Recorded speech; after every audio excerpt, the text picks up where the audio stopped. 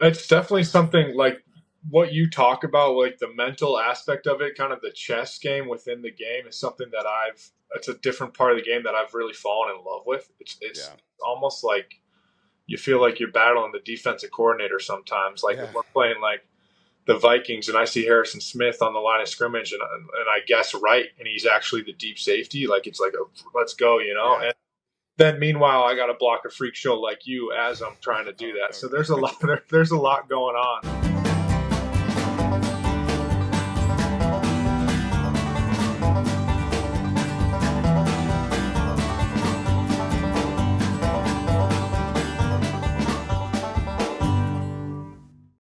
Green Light Pod, Minnesota Takeover. We got a couple Minnesota boys here.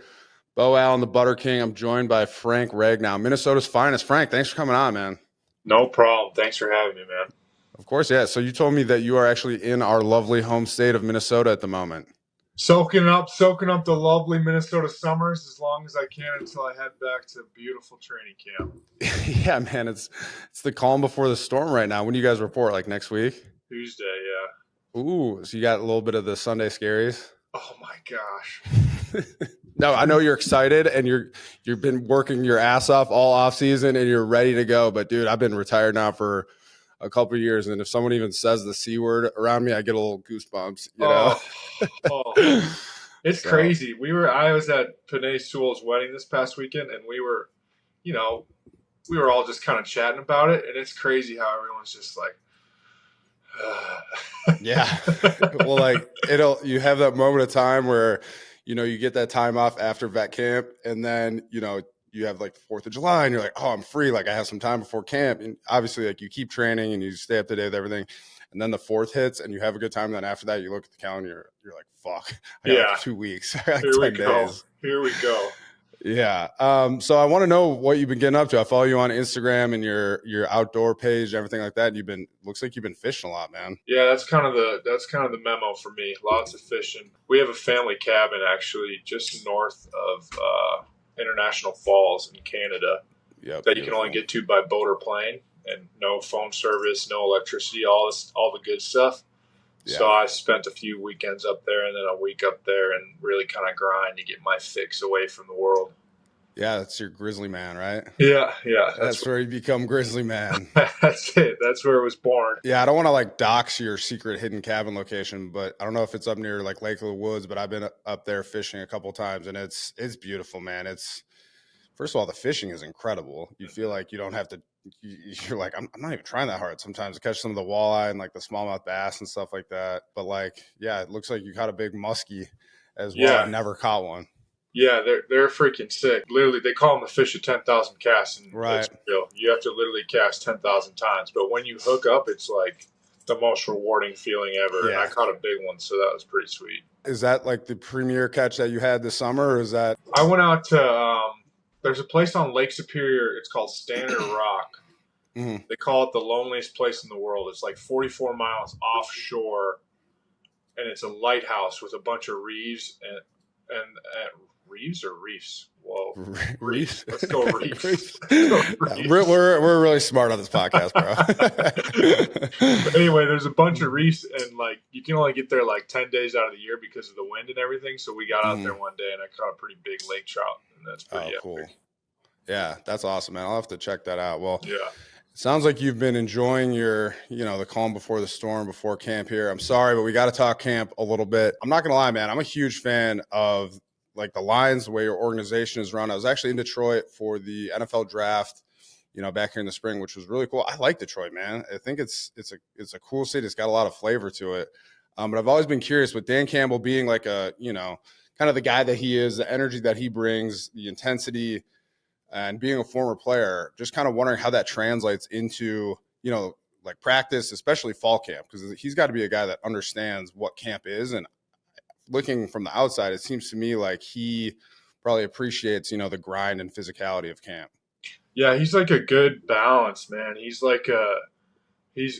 from the Bill Parcells tree, so Yep. I guess that means people like they work, they go, and he definitely has that, and he knows, and it communicates that to us. Like, here's the deal: I'm going to do what I think is best for the team, and that's going to involve, like, we have some days that we call them red line days where they're pretty juicy, but also he'll listen to us. Yeah, he'll listen to us, man. And he'll talk to us and kind of feel it out, and he'll understand where the team is and evaluate. But it's pretty cool how he really evaluates camp and makes a plan that he thinks is going to be best fit for us. Having days that are going to be old school, banging, real physical days, and then days where we'll let off and we'll be more mental. So it's a good balance. Yeah, I mean, I think, that's kind of how I feel like it needs to be. As a nose guard, obviously, I mean, we played against each other, that, but you kind of need those days where you do live goal line and live short yardage and, bull rushing in pads and stuff like that, because it gets you ready for the season. But it's kind of a double-edged sword because you have too many of those days, you feel like you're kind of chopped up, for not sure. at your highest headed into the season. So it's a fine line to walk. But I know Hank Fraley is your O-line coach. He's a guy that played in the NFL as well. Is that a Chris Long, who's Green Light Podcast with Chris Long. Chris played with Hank in, I think it was St. Louis. St. Louis, yeah, and he's a big fan. But is he a guy that understands kind of everything that goes into camp as well, or is he just gonna, guys? No, he's the man. He's probably been the biggest blessing of my career by far. I've had him my whole career, which most O-line coaches, I mean, most O-linemen don't have that luxury, and he's not only an O-lineman that played, but he's a center that played. And it's been so cool for him to be able to kind of – it's such a democracy, if you will. Like, with everything's an open exchange, and we're able to discuss how I see things, how he sees things, what's best fit for the room going forward. And he's just been a blessing, such a huge blessing for me, and I think this whole room. And I think he's a lot of the reason why we've had some success in the past few years. Yeah, definitely. And I think it's interesting to me. I have a lot of respect for centers, because I lined up across from you guys forever. But it seems like it's one of the most cerebral positions, on the offensive line, because you guys are, you're kind of communicating with the rest of the group. You have the ability to line up over the ball and try to see blitzes, call out different slide protections. You have a unique relationship with a quarterback where he's got his hand up your ass every play.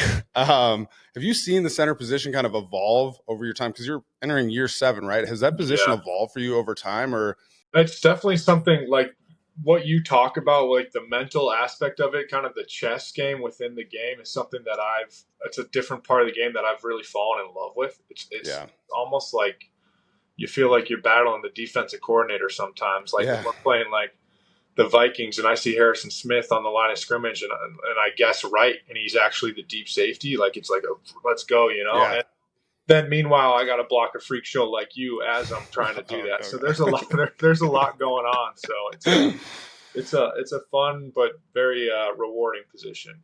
Yeah, and it's funny you mentioned the game within the game, because my experience in the NFL is like, first year when you're a rookie, you're just trying to keep your head above water. You're just trying to figure out what you have to do to make the team, to earn playing time. And then kind of as you progress in your career, for me at least, it's like you kind of expand a little bit. Okay, this is how teams are going to attack us when we're in this defense. This is how this offensive system is run. It sounds like that's kind of what you're referring to, which I feel like every vet that really pours their love and attention into the game kind of gets to that point. So it's cool to hear. My question for you though is there a center or like maybe not a center, an offensive lineman or a guy, because you know how it is. You have so many guys that help you along or that you try to emulate your game after. Is there a center that you really watch and try to steal a lot of tricks and tips from, or someone that helped you that was on the same roster or anything like that? There's a bunch of dudes that have been around the league that it's been fun to see and watch.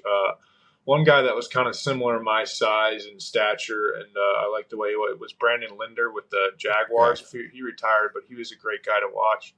I like the physicality that Ryan Jensen played with. Watching Jason Kelsey, he's watching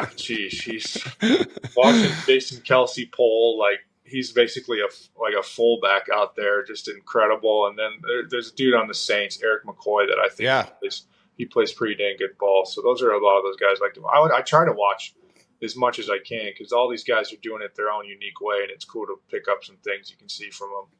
Yeah, and that's exactly. I mean, I'll never forget, man. You got to find a player that you can kind of, like I think Eric McCoy is a great kind of stature, similar play style as what you do. But I'll never forget it when I was in Tampa Bay in 2018. My D-line coach, his name was Brenson Buckner. He pulled up tape of Aaron Donald. He's like, "Beau, why aren't you doing this?" I'm like, the fuck? Like, I can't do Yeah. this. Like, what are you talking about? So you got to kind of find guys that you can emulate your game after. You know what I mean? It's like, dude, I can't do Yeah, like what people like Aaron are like, Donald was oh, you doing. should be watching Kelsey. I'm like, I'm pretty sure. How tall is Jason Kelsey? Kelsey's like 6'2.5", 6'3". He's Yeah, like, this guy's like 6'2", 290, Poland 90% of the time. I'm a different yeah. cat. I hate to break it to everybody. No, I saw a clip of you in space though, pulling it. You Oh, look good, man. I think it was, I can get space. Gotta get Let's to not the sell OC. ourselves short here. Yeah, thanks. I appreciate it. Hey, you got to come on the pod so I can gas you up before camp, you know? Get your mind right. I need that. I need all the confidence I can get. I know how that goes. So I want to talk, obviously I'm a nose guy. I want to talk about the other side of the ball. I did a kind of a film study, film breakdown. We call them butter breakdowns. I do them for the YouTube side of Chris's podcast, but I did a butter breakdown on Alim McNeill. I think he's really developed into a pretty complete player, man. He seems like a great guy. So I was wondering if you're looking forward to going against him in camp, what kind of player he is and how you've watched him progress over the last couple of years. He's really talented. Really, really, really talented. And just a great, like, since day one, he's been just a humble, like, just a pro. And it's been so cool to see him evolve. Like, last year, he cut a bunch of body fat and really kind of leaned up, and you saw he was very dynamic, and he's just hungrier and hungrier, and I think he's going to get better and better. He's adding more and more little pass rush moves to his toolbox or whatever, and it's been cool to see. But the guy works, and he can be that 3 technique. He's the pass rush threat, but he can also be that nose who kind of plugs things up at an early down. So he's a very special player. He moves well for a big boy too on a lot of the stunts, and dude, he's a big time baseball player, like a freak. Oh, really? Oh yeah, I didn't know that. You should look up clips. He was really good.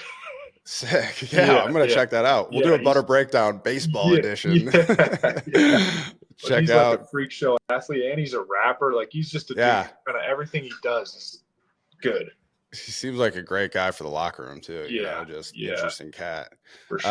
And then you guys added DJ Reader as well, kind of coming off an injury. We don't really need to talk about that too much, but I think that'll be a valuable addition for the defensive line for you guys.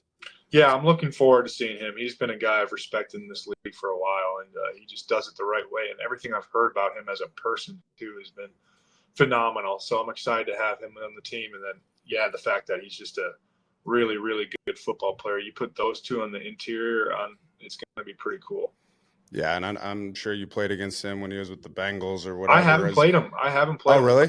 Yeah. That's wild. Yeah, I know. I'm interested to see. I think you'll see your fair share of him. Is there a defensive tackle? Because I'm trying to think. When I was in Philly, we obviously played the Cowboys twice a year and got to go against, Travis Frederick, who I went to Wisconsin with, and Zach Martin. And it was always like, well, fuck, they're gonna run duo 30 times with Zeke. I got to strap my helmet up extra tight this week. But is there a nose guard or a defensive lineman, especially in the NFC North, that you have a lot of respect for and you kind of know like it's on every week when you play him? Kenny Clark. I think he's still underrated. He's a really good player, and it's been fun battling him throughout the years, and I think we both have a mutual respect, but I know I got to bring my A game every time we go against him. He's a good player, man, and he can do it all. Speaking of guys that are underrated, I always love to ask this question when you get vets on, but is there a guy that you played with that you're like, this guy is so good, maybe things never really bounced his way or he didn't get as much playing time as he deserved, but you're like, this is a guy who's an unbelievable pro, an unbelievable athlete, and he never really got the love. So I want to try to get those guys some love. I played with a guard. He had a bunch of back issues and it just kind of never really, he played, but he never really got to flourish. But Joe Dahl, like one of the most fluid, smooth moving guys. And so every time he was healthy, he was such a good player, but he was one. And then a guy who I think gets love, but not nearly as much love. I'm going out Grady Jarrett. Yeah. I think Grady Jarrett is he's so twitchy, good. Man. He's so good. And I feel like he still doesn't get nearly as much love as he's a really good football player. You know how it is for D lineman where you watch the first, millisecond of a play to see your get off and your first step. And his first step, I swear, is like 4 yards long. He's just so good. He's really talented. I'm happy that you mentioned him, man, because I've always had I was with Tampa and watching him for the Falcons forever. He's a good player. Yeah. All right, I want to talk about some coaches quick. We actually have some crossover in our college football experience from the coaching standpoint. That's when you were in Arkansas, you had Brett Bielema, who was my head coach at Wisconsin. And I'll never forget one time, I think I was back at the Chanhassen Lifetime, and I was working out. I see you in the squat rack. I'm like, what the fuck? Who is this dude squatting? And then we ended up like working out together, and you were doing Ben Herbert's off-season strength program. Yeah, I remember that. Were you in the league yet, or were you training for the league and I was training for college? I think, like, man, this seems like a lifetime ago, but I'm It pretty was a sure while ago. it was right before the draft, and I Yeah. was just back home, kind of just chilling, like training, getting ready to hopefully get drafted. Yeah. And I think you were getting ready to return because it was probably like late April or May or whatever. Yeah. And you were I getting think ready like I that think quick that was my break. senior year of high school. I think I was Yeah. getting ready to go to school because I was grilling you about them. Yeah. And you were over there in the Chanhassen Lifetime corner. He's not going to say this, everybody. He was squatting like 700 just casually, while all these way. Instagram models are doing curls over there. This guy's squatting. And that's all I got these days, bro. That's all I got. But I wanted to ask you because obviously I love Herb. He is so funny. I mean, he's an intense guy. Like he kind of looks at you and there's the soul. Yeah, he's like looking through your soul and just analyzing your entire body. But I want to see if you saw the clip of his presser when he went to LA and just how perfect that was. Dude, when that went kind of viral, like our college group chat was just everybody was so pumped. Like it's just like the world can see Herb. Like everybody's starting to see Herb. And it was such a like how he mentioned he's the same guy every single day. Like, ain't that true? We always talk about the crazy kind of because college. I feel like the weightlifting program, the strength program in college is such a big deal. The rules have changed a little bit, but when I was there, you spent more time with the weight room staff than your coaches, and so you really get to know these guys. And he would have us do crazy competitions like lateral plate holds, Beau versus Frank. If you think Frank is going to win, get on Frank's side. If Beau's going to win, get on Beau's side. Yeah. And then whoever lost, that team would have to run extra. Like shit like that. Just like crazy mental warfare. Like I remember one time we had a kid who showed up late. So he wheeled out the recliner from the players lounge, had that kid sit on the recliner while we did 150 up downs, and he was handing the kid Gatorade. Dude, I've told that story before. Thank you. I've told that to Chris before. If you had a guy late in your position group, it's like, let's say I'm late. I was never late one time in college, never once, because of shit like this. He would make you, like, if I was late, he would get the recliner, you sit down, he makes you comfy, and then you put a guy on the Stairmaster with a plate, like holding a plate or holding a dowel above their head. Yeah, and we had our campus is super hilly at Arkansas, so we had one time a kid was still sleeping in the dorms, and the dorms on the top of the hill, the weight room's at the bottom of the hill. You had to pick a partner, and you had to carry your partner up, and we all went and we knocked on the door of the dude to get out of bed. Fuck you. Yeah. It's crazy mental warfare. Exactly. No, I love Herb. I'm very interested to hear from kind of how that offseason is going. I think, I wish Herb nothing but love and success. But no, talking about Arkansas, what was it like playing in the SEC, man? Because obviously, you grew up in Minnesota, and I kind of had a little bit, I'm always kind of curious to see what it's like to go from a town like, because you grew up in Chanhassen, Minnesota, right? Victoria, yeah, right next to Victoria. Yep. So then going to the SEC in Arkansas, like, was that a little bit of culture shock for you? Oh gosh, oh yeah, blocking those kids from Redwood, Northfield. But you never gave up a sack in college. Yeah, well, I did my prep on this. Come on now. That's a lot of luck. It was quite the shell shock my freshman year. I'm not going to lie. There's some freak shows down there in the SEC, but that's kind of the reason why I wanted to go down there. I knew that, especially the defensive line talent down there is just there was just so many good players. Like, it was hard to beat. And my relationship with Coach Pittman, he was the offensive line coach. He's the head coach at now. And then Bielema it was hard to beat. Say no to that. You enjoyed your experience at college. Like, is there a favorite stadium that you love in the SEC? Because I never really got to play in any of those. Yeah, they're all so cool and so loud. I think one moment that really sticks with me is we played Tennessee. I think it was either my sophomore or junior year, and they took the opening kickoff. It was the loudest moment of my life. Like, all those hillbillies down there singing Rocky Top, like, it was crazy, man. Yeah. I want to try to get to an SEC game. I still have never been. So I highly recommend. Well, Alabama is coming to play in Camp Randall actually in September. Is that finally this year? Yeah. I feel like that's been on the schedule forever. That'll be cool. Yeah, a long time coming. Hopefully the Badgers will show them what Big Ten football is all about. The Badgers kind of struggled last year, didn't they? With Fickle, yeah. Fickle. So we got it's interesting because, it's weird because it's the spread, right?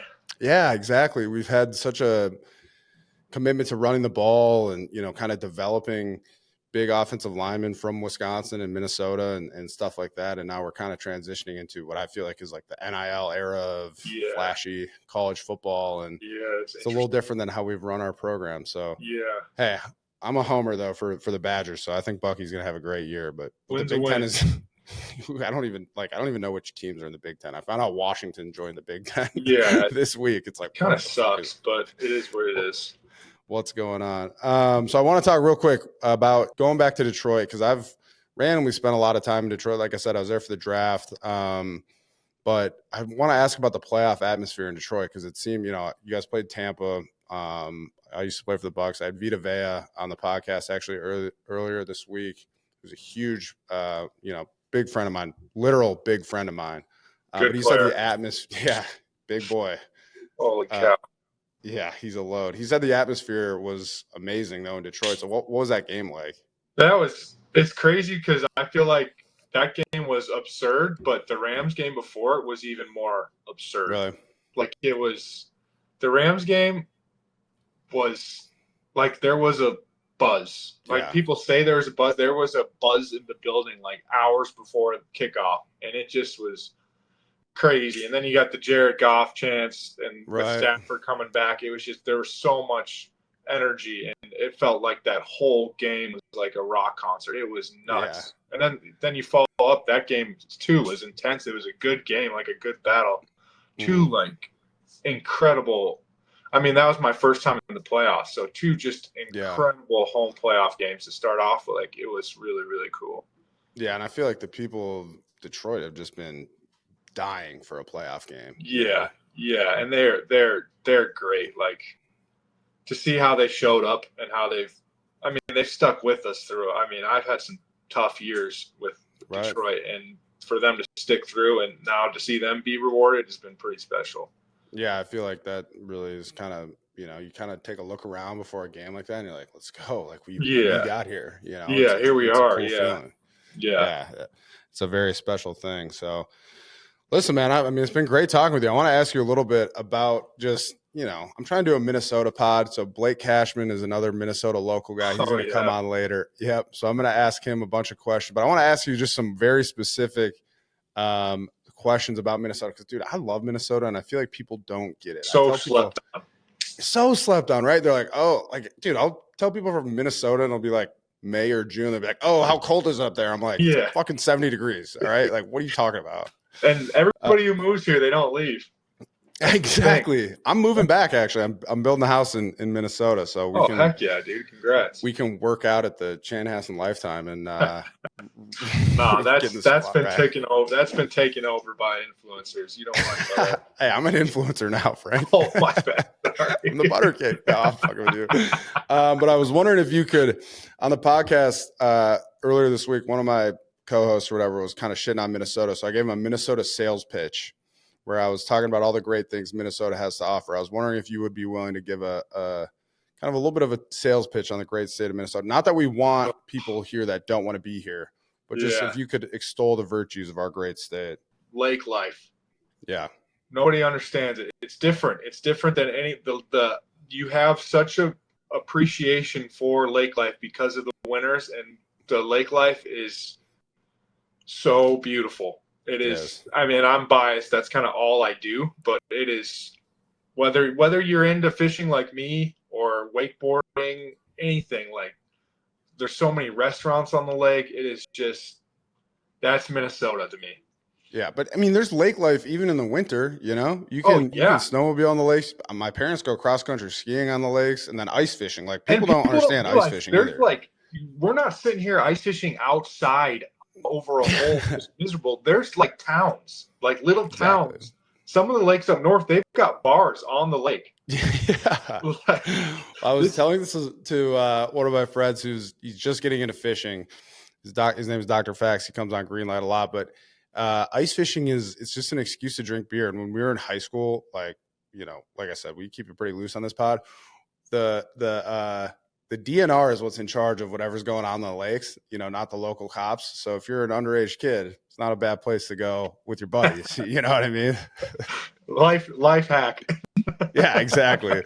Well, life hack. That's the DNR jurisdiction. It's But not yeah, the local. and like if you can get one of those shanties, like those houses, they're literally like a man cave. Like they're pimped out. Like you got a fireplace, a TV, a whole kitchen. And then, by the way, you're sitting there fishing. Like, that ain't a bad gig. That's not bad at all, man. It's a good little life. It's a good way to kind of get out of the house in the winter, No doubt. Well, Frank, I don't want to take up too much of your time. I know you got to get in the playbook and get your body right for camp coming up next week. Really just want to say thanks a lot for coming on, man. We'd love to have you back at some point. We were trying to get your coach on, too. I think he's come on at some point, but we'd love to have you back on. Yeah, he's a fucking legend, man. We sent him a care package, actually, for camp. You know how, like, your agency will send you camp care packages? Oh, yeah. So we sent him one, and it was just like a bunch of coffee and dip. Figured it lasted him like a week. Yeah, if that. Exactly. But thanks a ton for coming on, man. Really looking forward to watching you play. You're an unbelievable player, and it's been fun to follow your career, man. Appreciate you, man. Thanks for having me.